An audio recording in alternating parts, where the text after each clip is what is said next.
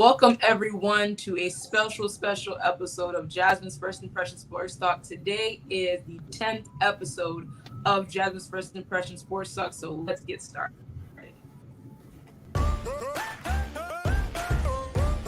This is a special edition of Jasmine Pollock's First Impression Sports Talk.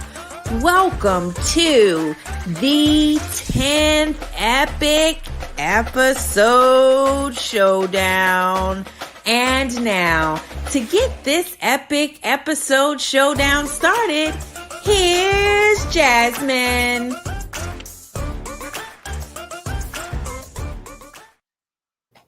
Welcome back, everyone, to an amazing episode tonight. We have an amazing episode with my amazing guests, Jeremiah, Brett, Edward, Chris, Leon, and continue more episodes of Jasmine's First Impression Talk. So welcome everyone to Jasmine's First Impression Sports Talk. Thank you for joining me, you guys. It's been a while. How you guys doing? Excellent, Jasmine. Well, fantastic. So tonight, I'm going to talk about the first topic of the night. This is what we're going to get into. Is definitely, since we all talked, the NBA has completely changed since the last time we talked. So I want to just start. What are you guys' thoughts about the current NBA trades, current NBA teams, the Bucks winning? Just let's have at it. I think I will say I think the championship still runs through Milwaukee, but if Kevin Durant enters the season as pissed off as he left the Olympics, people are in trouble. Yeah, I think he's if he didn't make a statement there, like he needed to. He's been awesome for as long as he's been in the league. I was a Celtics fan for a long time. Grew up. Larry Legend's my guy, and I love seeing all the videos of him on TikTok. But I kind of didn't have a team to follow for a while. And when Kevin Durant hit, he was that guy for me, and I just always followed him. And he is my God, he's unstoppable. And what he did in the Olympics, if he carries that same attitude in the NBA, he's going to hurt some people, and he's going to hurt a lot of feelings. And I don't think LeBron and AD and whoever else he wants to bring to LA is going to have an answer for him. And it's going to be real tough to get through Milwaukee because their defense is going to be strong. They got a lot of confidence, but it's going to be an interesting season. Yeah, I agree with that. I think that he's got a chip on his shoulder, and I think that they're going to give the Bucks a run for their money. I do think that the Lakers have done enough that barring some injuries, I could actually see them in the finals. Against the Bucks. I'm still a diehard Utah Jazz fan. I think that they had a phenomenal year. They've made a few adjustments. I don't know what it's going to look like in the playoffs, but. I think it's going to be the Bucks versus the Lakers. Well, and Chris, you're calling who's going to be in it already? They haven't even finished all the trades, and I'm calling it. They just got started with the offseason, and you're calling it. And a year from now, I'm going to be seen as brilliant. A year from now, I'll be seen as brilliant. Brett, what'd you say? No, it's been a very busy offseason. I mean, it's amazing the transactions have occurred just in a couple of weeks' time. I mean. But I kind of like that stable nucleus in Milwaukee. You start bringing guys in. LA, for example. I don't know. It's a one-shot, two-shot deal for Carmelo, for example. Yeah. 1 or 2 years at best, right? He's kind of at the end of his career. I don't know. I just think those kind of moves are a little bit dangerous. I like a team that's been together and has some chemistry. I think it's hard to make that happen in a short period of time. But that's just my bias. I lean toward Milwaukee repeating. I think the Lakers will be competitive for sure. I mean, and to Chris's point, they might actually get there, but it seems hard to beat an established team has that kind of rapport with each other. Well, I'm not picking the Bucks at all. I don't have faith in Milwaukee at all. And why I say that is, for one, yes, they played a very young Suns team in the finals, and Giannis played exceptionally well, especially that last game. But with Brooklyn coming back and then Miami, you guys didn't mention them at all, how they just stacked up this offseason. And they're going to be a heavily defensive team also when you look at Kyle Lowry, when you look at PJ Tucker, and when you're re-signing all these people. So watch out. I do not think Milwaukee's going to win the East. It's going to either be through Brooklyn or Miami. And also, I'll put a dark horse again. I'll have Atlanta as a dark horse also. Yes, I agree. I agree. Because look, I don't really see the Bucks really going back myself. Because first of all, Giannis still can't shoot from the free throw line. He is still scary Terry from the free throw line. Every time you account, unless he's at home around his people, he's gonna make a basket. But on the road, he is definitely, don't get him on the line. He has no type of jump shot. He can get you to the basket and everything else, but he doesn't have a significant like jump shot for you to depend on.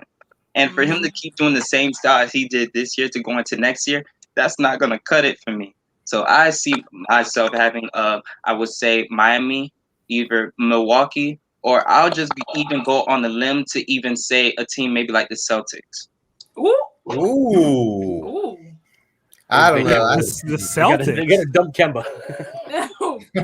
Because look, they have a new coach right now. They have a new lineup. Everybody's coming back with Jaylen Brown. A lot of those guys have a lot to prove.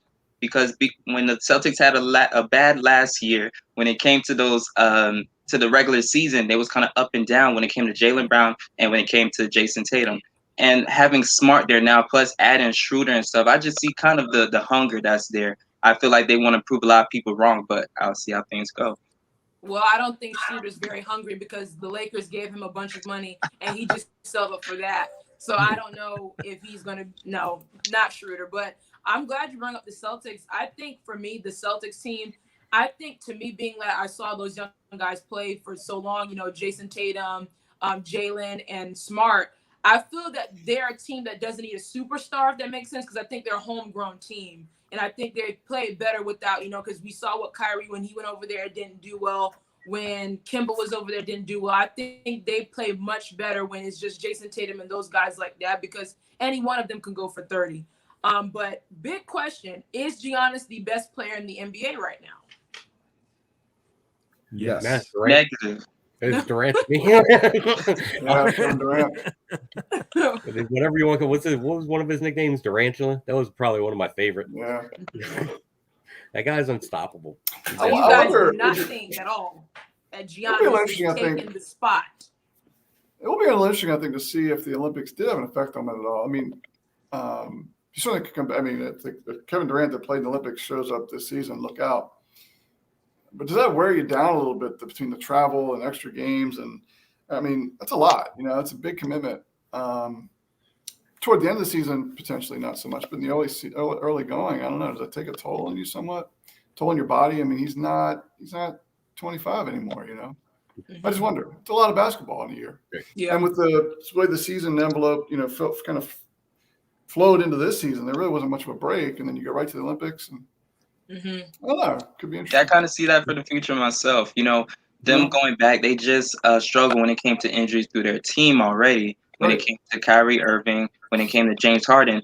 And Durant, he just came back just from a big Achilles injury. So that thing is huge. And for him to have a successful career, I give my hats off to him, because that is not, you know, always the perfect thing to do. But I sometimes wonder when he has to do so much of a load, especially for doing the playoffs and then turn it back around and just doing the Olympics. So that wear and tear, it can kind of, you know, it can come back on you a lot of different things. And not to mention, if those other guys are out, they're going to be expecting you to play at a lot of different times and points and everything.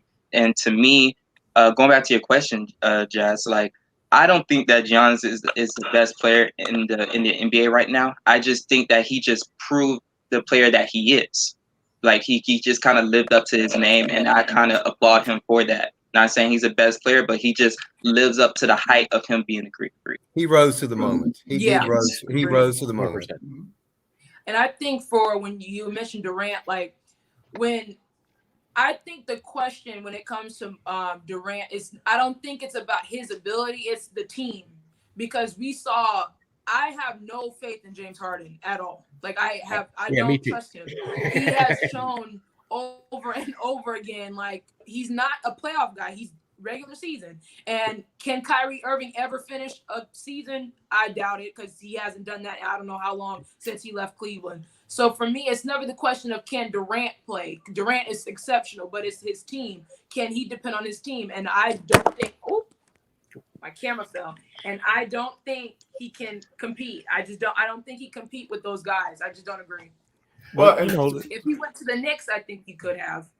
To Jeremiah's point, long season, if you're a little bit banged up or have been a little banged up, and then other guys are out and relying on you to carry the load, there's only so many times you can do that. That's really difficult. And I think Durant strikes me as that guy, as somebody who, if he wasn't playing basketball professionally, he'd be playing basketball every day. Like that dude is just gym rat. Like that guy.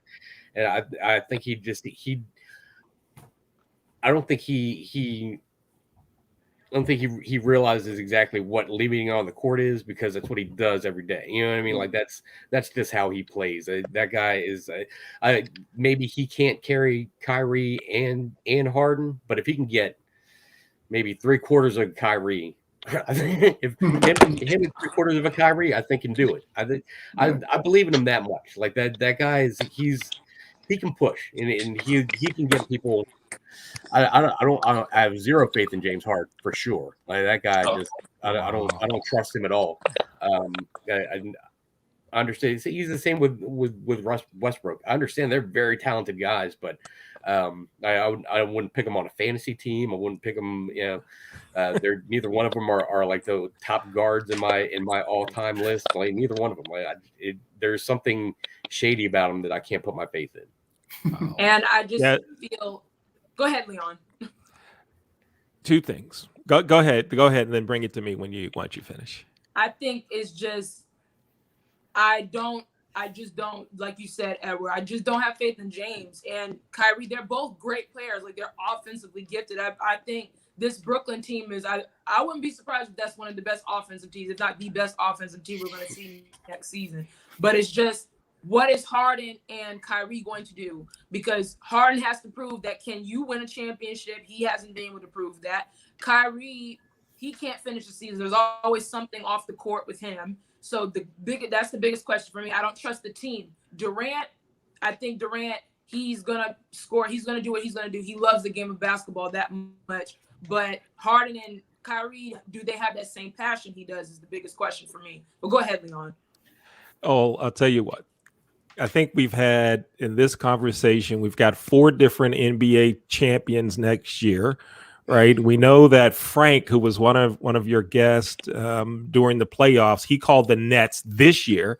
And he wasn't able to be with us tonight. And I think the reason he's not here is because he didn't want to take all the flack from you and Eddie and Jeremiah and Brett and whoever else. And Chris, I think you may have been on one of the shows where he was calling out the Nets were going to win. However, Frank did send a video because this is your 10th show. And Frank sent a video congratulating you on that. So Dr. J, if we could go ahead and run that now, please.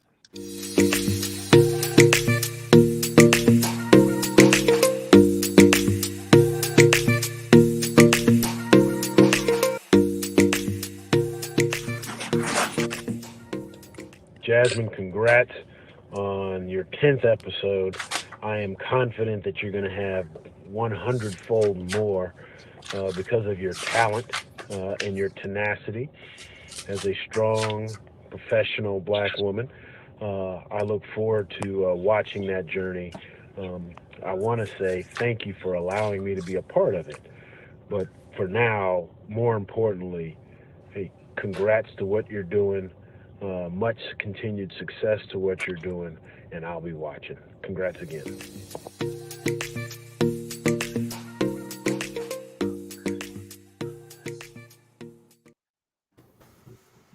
Thank you, Frank. Yeah, that was nice.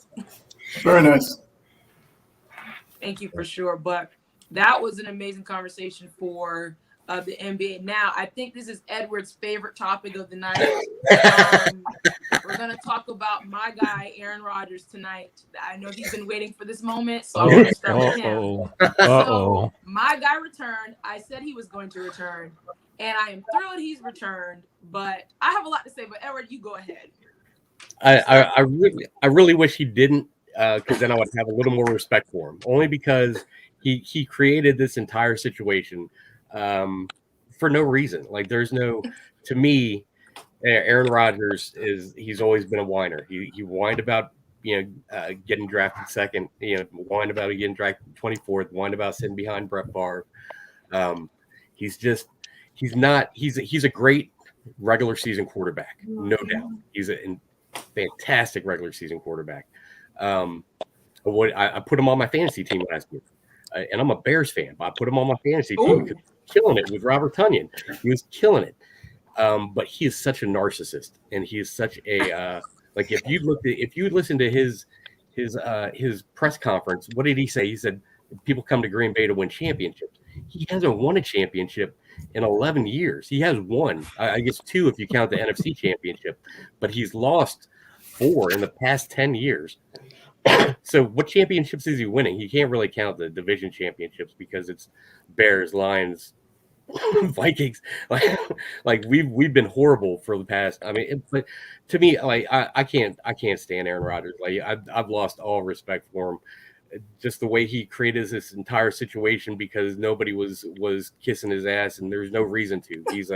He's a below 500 quarterback with multiple losses. He's got a 20% win percentage in the NFC Championship. He's not Tom Brady. He doesn't deserve that cachet. That hey, you want to come in and talk about your give us some tips or who you want to bring in. To me, he doesn't deserve that. He hasn't earned it. Yeah, I understand he's been there for 17 years, but all he's done is cash every single check. He hasn't given any money back to try and get more talent in. He hasn't done anything else for the team other than cash every check, and he's gotten everything that he deserves from that. Every check. That's it. That's all he's earned because he can't win he can't win a playoff game. And he's a great regular season quarterback, but postseason he's a coin flip. Wow. So wow. Jasmine, he's all over your guy. Wow. Wild. That's wild. That's a wild take. I find that very funny. For one, yes, I love my guy Aaron Rodgers. I'm a Packers fan, but I'm an optimistic Packers fan. And I also know that, I'm not one of those diehard Packers fans that's just like, everything is right. Everything is 100% perfect. I'm not going to do that. But for me, Aaron's one of the greatest quarterbacks in history. Like, in history. He may not be a Tom Brady. He may not be on those guys' level as far as accomplished, but as far as the talent aspect, he is amazing. Like, period. And I will say, like, comparatively, Brady, if you want to compare that, because you brought up him, he fell in better situations than my guy has. And I know for sure that my team and the organization in the front office has not done the best job of giving him the right talent. For one, you drafted Jordan Love after trading up last. I'll never get over that. I don't like it at all. But we'll see what Jordan Love. I don't want to come down hard on the kid, but I don't know what he's gonna be. But it's just I know for a fact that we have never had a great defense since we won a championship, and I'm still disappointed with that. We've never had a good defense, and every other person, even is just insane. Even I think Justin Fields, your Bears, he's going to have a much better defense than Aaron will ever probably have. And that's the Bears will always have a better defense than the Packers. I will agree with that. But did you say? Wait a minute, Jasmine. Did you say he's the greatest quarterback of all time? No, I say she said one of. He's one of. Because I remember in other shows where. Brett, you said something about who you thought your best quarterback was. I think everybody did, and I don't think Aaron Rodgers was on anybody's radar. Oh yeah, Brett, what do you? Who is Aaron Rodgers? Brett, what do you think? No, I mean I think he's a good quarterback. I wouldn't say he's a great quarterback. I think this whole situation makes it really. I love the Green Bay Packers. I've been a Packers fan since Brett Favre days. I was a Packers fan when no one watched the Packers. No one cared about the Packers. I remember going to Ball Sports Bar in Baltimore. My buddy and I were the only 2 Packers fans in the entire place. 3-floor place, right? We were the only 2 watching the Packers game. Everybody else was watching the Cowboys, whatever other games were on. But this situation, I mean, it makes it really hard to line up for that guy because he made it all about him. Mm-hmm. And I think as the team leader, you got to bring guys together. You got to help build that chemistry and be that guy. And I think his leadership really took a hit. And I He's definitely not the team guy I like to think he was. And I think that brings you down a notch or two. Plus, it all comes down to championships. You got to win Super Bowls, bottom line. And if you can't do that, I don't think you can be part of that conversation. I think he's very talented, but I think that you got to win out. Well, Dan Marino never won anything. And not a lot of people talk about Dan Marino. Well, this thing is going around because maybe people are saying, like, he's probably not one of the best quarterbacks when it comes to Aaron. But to me, he is. Because just look at this. Yes. Look at this. Because look at this. When it comes to Aaron Rodgers, he is one of the clutchest quarterbacks that you will ever find. Because look at this. Only Aaron can mostly put the ball in certain small windows, other than the ones that maybe came before him and everything. But in this era right here, there is not another quarterback other than I could say that's Mahomes, which is another, Aaron Rodgers almost like protege. More athletic. Like, yeah, that is really athletic and can put the ball in like small places like that. When it comes to Aaron in this situation, I feel like this is their last dance here. Not comparing them to the Bulls or anything, but this is like their last dance here. They're putting a lot of pieces around him. I feel like getting Cobb back, also getting the veteran back with Cobb. So I think it would be a good look for them with everything going back. And I know that they hit those two roadblocks in the NFC Championship when it came to these last 2 years. But I just think they're that one step over that hunch, and I think they know what to do in this predicament that's right here. And many people cannot forget this man just won an MVP last season. So he's done nothing for the team. That's an individual award. I mean, that's right. He also hit a but at the same time, take him off of that team. Where does that team go? Do they get back to the NFC Championship? They'll be the same thing with Jordan Love as they are with Aaron Rodgers, which is pretty good in the regular season and maybe a playoff win, because that's all. What?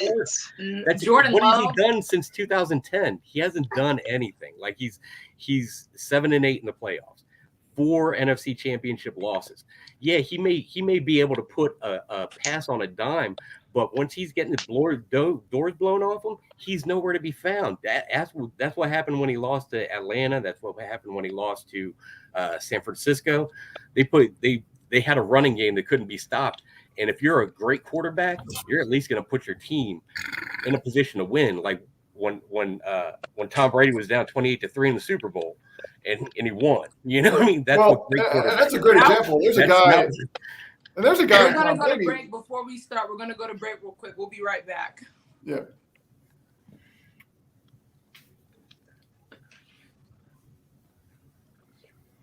You're watching Jasmine Pollock's First Impression Sports Talk. Stay in touch with Jasmine on her social media channels to see videos, featured guest interviews, and much more. Find Jasmine on LinkedIn by searching Jasmine Pollock. On Instagram, it's at GameSpace_sports. And you can find Jasmine on YouTube by searching GameSpace Sports Content.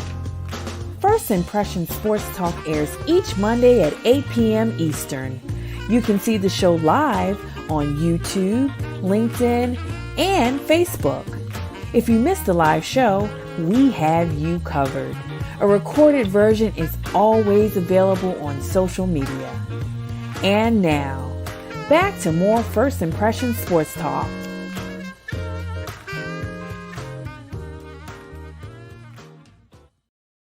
Water. It's everywhere. We drink it, we bathe with it, we cook with it. Coffee's made with water. Toilets won't flush without it.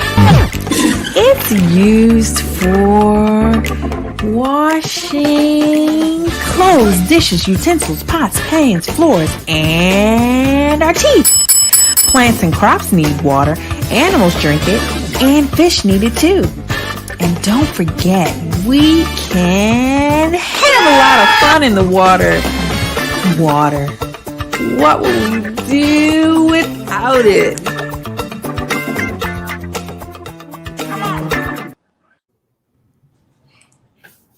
Welcome back, everyone, to Jasmine's First Impression Sports Talk. to what you were saying, Brady, you talked about that man, Tom Brady. Go back into it. Well, it's hard not to bring him into this conversation. But there's a guy who at times has had limited talent around him and still found a way to make it happen. So I think the truly great ones are able to do that. Aaron Rodgers has whined about who they've picked and brought in around him, but that guy's seen to be able to make it work regardless of what he has. So I think it goes back to leadership, being that team leader, being the guy in the huddle that everyone wants to fight for. When you've made it all about you in the offseason, Tom Brady's been willing to take pay cuts to get guys back, and I'm just not sure these guys are willing to go to the wall for you if it's about you and not about them. That's one argument I'll concede to, though. Brett, also to kind of I'm not a crazed Packers. I'm a huge Packers fan, but I'm not a Packers fan that's blindsided. No. And Brett, to kind of piggyback on your point, you talked about Brady, how he's always been able to do it. It seems to me that the Patriots have changed the type of offense and the type of player that they did at the time when he was there to surround him.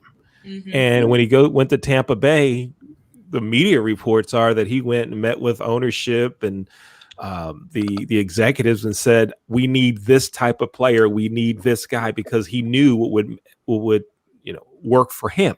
Yeah. How often do we see that with other teams? I don't know, but we see it. We saw it with Brady. He also had that clout. He could do that. He's got the credibility to be able to do that. Yeah, they're going to listen to him, right? It's like a coach who goes into some place who's won before and won a lot. You're going to give him the respect. You haven't. Right.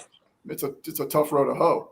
And I think Bill Belichick gets a lot of credit, needs a lot of credit for those teams as well, because he's a bit of a chameleon when it comes to working with what he's got. And I think he's an X's and O's guys. And if you can execute, this will work. Like that was, I think that's what he preached. And I mean, he made household names out of Wes Welker, Julian Edelman, and all. Like it's going to sound. Forgive me in advance for sounding a little racist, but it's going to remind me of like if you watch the Bills in the early '90s with Steve Tasker and Don Beebe and all these vast little white guys with good hands, but they would run down the middle. But they were effective, you know what I mean? And for me, that's not what you would normally see. Normally, a white wide receiver is not normal in the NFL for the most part, even back in the '90s. And these guys had great hands and they can execute and they can run a route like it was drawn, right. You know what I mean? Like these guys were hitting everything, and Bill Belichick, I think, knows that. Like in the seasons where they weren't effective were the seasons where they didn't have people that were executing the way they were supposed to. So for a lot of what Tom Brady was able to do, and what he did with the talent that he had around him, was also the game plan and the coaching. Belichick, absolutely right, absolutely, folks. I'd like you to meet Kelly Johnson. Say hi, Kelly. Hi, Kelly. Hi, Kelly. Hi, Kelly. Kelly is the voice that you hear on Jasmine's intro. She's the voice of the breaks that we take, and she's the voice behind that water commercial. So nice. It was great. Yeah. Nice work. Thank you. Yeah. So Kelly, thanks for stepping in to be a part of this, and thank you for your work in enhancing the show. Thank you. But this is a benefit for you too, because it helps get you out there, and so we're happy to have you a part of it. Yeah. Yeah. So Kelly, while you're on camera, give me a here's and now it's time for Jasmine. Give me something so we can all see what a voiceover looks like in person. Yeah. Go ahead. Let us have something. Go ahead. Oh man. Oh, okay.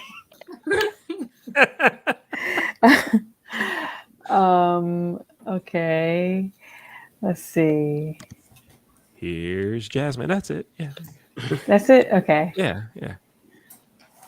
Here's Jasmine. There you go. Yeah. Right on. Right on. Thank you. Thank you very much. Thank you very much. Okay. Yeah, but it's great to have your work, Kelly. And I have something else to talk about. Jasmine has had a pretty big week. On Monday, she interviewed Jacques McClendon, who's an assistant coach with the LA Rams, and that interview will be airing next week. Nice. And today, Now, if interviewing Jacques McClendon wasn't enough, and former Olympian Devin Harris, today her interview was with Koshay Irby. Raise your hand if you've ever heard of Koshay Irby. And Well, you does that count? no, yours doesn't count. No, it doesn't count. Koshay Irby is the chief marketing officer of PBR, not the Professional Bowling Revolution, but the Professional Bull Riding Association. And prior to that, Eddie, you'll like this. He was a senior VP of marketing for the WWE. Oh. Yeah. And he taught us some things about PBR that we did not know. Jasmine, share one or two of those things, those tidbits that he threw out at us. Yeah, it's crazy how much those bull riders make. I didn't realize it was $1 billion. I didn't realize that industry was that big until I sat down and really talked with him. And definitely now that they're trying to expand to high school and make it a high school sport, and he has a lot of different organizations. This that guy are used to work on the promoting it as high WWE. school, so it's really interesting. The guy that we're talking about used to be on the WWE. O'Shea. I've never even heard of of organizations like that.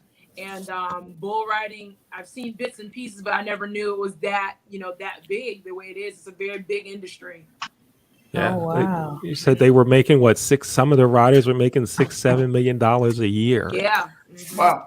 And there's been other pro athletes in other sports have come into the PBR.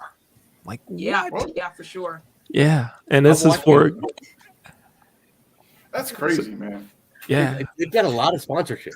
I watched like 15 minutes of one time on NBC. I think I was making lunch or something like that, but I watched it, and I mean, it's actually more intriguing than you would think. Like, they match up bulls with riders, and you know what I mean, they've got different names for bulls and different ratings for each bull, and a ton of sponsorship, and that's where it's at. If you get somebody's name on a vest or something like that, or the helmets that these guys ride now, it seems a little odd. If you remember watching Luke Perry's 8 Seconds back in the 90s, everybody had a cowboy hat on. These guys are wearing bicycle helmets, or probably much better than bicycle helmets, but I mean, it's a legit sport. Yeah, you ride the bull for 8 seconds. Yeah. 8 seconds.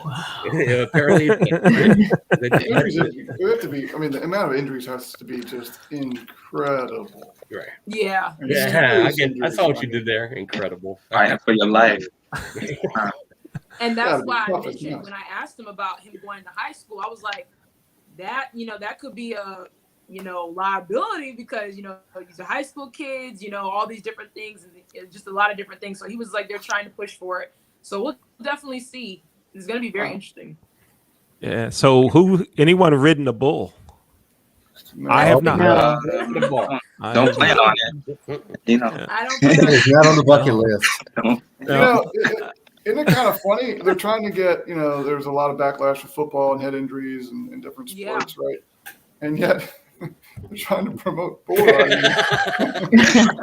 I just kind of scratch my head at that. Yeah, at the high school level too. Yeah. I mean, they're trying to basically get football out of high school, right? They're trying to any sport that has the potential for any sort of head injury. And wow. They're pushing. Imagine no school board conversations. They're arguing now about masks. So wait, you're gonna take football out and bring bull riding in, right? Exactly. Sure. Oh, wow. Now, Kelly, imagine doing some announcing for professional bull riding. Oh, that'd be good. Yeah. It's like he goes down. one thing about it, you don't have to worry about a 45-0 blowout. You got 3 quarters to try to fill with just banter, right? It's over in a few seconds. On to the next guy. Right. Yeah, right. Now, Chris, down in South Florida, do they have bull riding there? If they do, I don't know anything about it. Right. I will never ride a bull. I feel like it's so dangerous, but to watch, I guess it's okay, but no. It's not okay either, because when they get thrown, man, they get thrown. Yeah. I don't know if you've ever had a back injury or something, but you kind of guard what gets hit. When these guys fall on their back, like whoa. Yeah, imagine You're being afraid under to the pull ball. charges at you. What's that? Jeremiah? What'd you say? Imagine being under the ball. You can't get away. You're just trapped till it's finished. Right. Wow. Going on for dear life. I give them credit for just stepping over that gate or whatever they do, or that whatever they Right. step into to get on their back, man. Yeah, You're kidding me. that No would. way. That's It's something. typical. Like if you're not bucking with them, like if your hand's not in the right position or something like that, like you get points taken off or it's not considered. It's I think so. I mean, obviously, it's obviously something that only happens in the Midwest and probably south of the Mason-Dixon line. But because what else are you going to do when you're on a farm? Obviously, you're going to ride a bull. Someone's going to jump on a bull and see what happens. What else you gonna do? You're gonna ride a bull. Wow. I guess it's the best Wow. thing. Yeah. Yes. Well, Jasmine, before you sign off, I'd like to thank Brett, Chris, Eddie, Jeremiah, and we've had many other guests. I'd like to, I'm sure they'll be watching the replay, but thank you to everyone that's offered support and been on the show. It's been great. Couldn't have happened without you, but we really mean that. Thank you for supporting Jasmine in this effort. Really appreciate it. Kelly, thank you for your work. People are noticing it because people watch the replays, and folks that are being interviewed see it. And Jasmine, obviously, thank you as well for what you're doing here. People are watching, people are noticing, and I think some great things are headed your way. And Kelly, I think some great things are headed for you too. So I appreciate it. And again, everyone, if you're not on the show tonight, but if you've been on the show, been a guest, we really appreciate you. So thank you, Jasmine. I'll turn it over to you and finish this up any way that you want. Well, thank you, Leon, for that. I thank all of you for being a part of this. It wouldn't have happened without you guys. And I want to thank all the guests that have been and who are not here, and the guests who are here. I want to thank you guys so much. But before we get out of here, I just want to ask one question. Super Bowl picks. Is it too early? What are y'all Super Bowl picks? Wow. It's early enough for me to say the Bears will win the championship. Justin Fields, Super Bowl MVP. It can still be true right now. Like obviously, we got 17 games to prove me wrong, but that's right now. That's where I'm going. That's where my money's going to MGM. Wow. Oh, wow. Well, I got a bold statement just like earlier with the Celtics. I'm going Dolphins. Okay. Dolphins, Miami Dolphins. I know. That's okay, man. I'll keep it in the I'll keep it in the state of Florida, but I'm gonna have to go with Tampa Bay again. I mean, is it worth me saying anything? I already know. What's that? But I do like the Arizona Cardinals team. They are pretty stacked, and AJ I do Green like the Bills too. There's that Chiefs team out there floating around too. Yeah, Ravens. They're still there. Ravens, if we can get Lamar to get the vaccine. Ravens. I think Lamar has to start passing. Or exceptional. Got a good rookie. Runs. Got a good young rookie. Yeah, so you got some receivers now. Hopefully he can throw that guy. We'll see. So that's one thing Baltimore's always missed is outside of Anquan Bolton, they've always missed a bona fide wide receiver. Right on. Kelly, do you have a pick? No, not yet. Not yet. Not yet. All right. Well, thanks for being here, Kelly. Give us one more something. Give us a good night, everybody. Go ahead. Good night, everybody. Right on. All right. So thanks, everyone. Thank you for tuning in for the 10th episode of Jasmine's First Impression Sports Talk Showdown. Thank you all the guests again, and we hope to see you guys here on Jasmine's First Impression Sports Talk next Monday at 8 p.m. Good night. Good night. Good night.